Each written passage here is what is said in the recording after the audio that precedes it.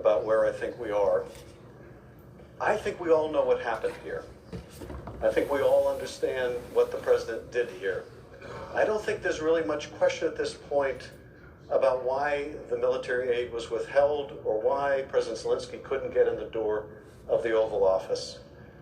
I don't think there's any confusion about why he wanted Joe Biden investigated or why he was pushing the CrowdStrike conspiracy theory. I don't think there's really much question about that, and I don't think there's any question about what we could expect if and when John Bolton testifies, although the details of which we certainly don't know. I don't think there's really much question about that.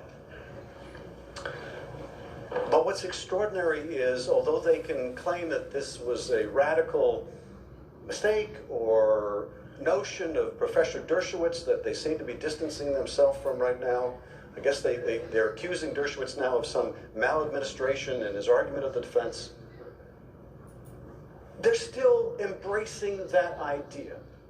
Because what they just told you, admittedly in outline of A, B, and C, what they just told you is accept everything the House said, accept the president withheld the military aid to coerce Ukraine into helping him cheat in the election, accept that these investigations are a sham, accept that he obstructed all subpoenas and witnesses, accept all of that. Too bad. There's nothing you can do. That's not impeachable. A president of the United States, this is now where we've come to in this moment of our history, the president of the United States can withhold hundreds of millions of dollars in aid that we appropriated, can do so in violation of the law, can do so to coerce an ally in order to help him cheat in an election, and you can't do anything about it except hold up a nomination. That's non-impeachable. They can abuse their power all they want. The president, this president, next president can abuse their power all they want in the furtherance of their re-election as long, here's the limiting principle, as long as they think their re-election is in the national interest.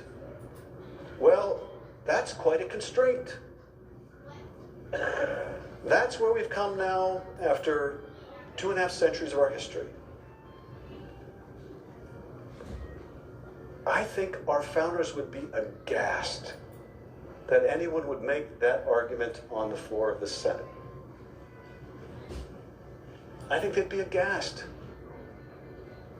You know, having come out of a monarchy, having, literally risked their lives, having taken this great gamble that people could be entrusted to run their own government and choose their own leaders, recognizing that we are not angels, setting up a system that would have ambition counter ambition, that we would so willingly abdicate that responsibility and say that a chief executive now has the full power to coerce our ally, a foreign power to intervene in our election because they think it's in the national interest that they get reelected.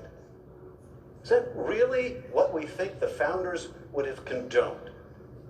Or do we think that this is precisely the kind and character of conduct that they provided a remedy for? I think we know the answer to that.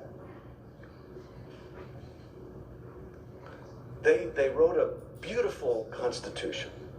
They understood a lot about human nature. They understood, as we do, that absolute power corrupts absolutely. And they provided a constraint.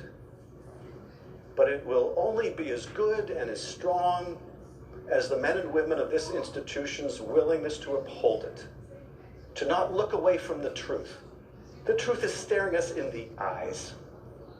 We know why they don't want John Bolton to testify. It's not because we don't really know what happened here.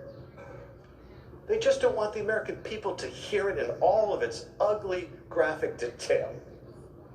They don't want the president's national security advisor on live TV or even a non-live deposition to say, I talked with the president and he told me in no uncertain terms, John, Thank you, Mr. Manager. to be continued.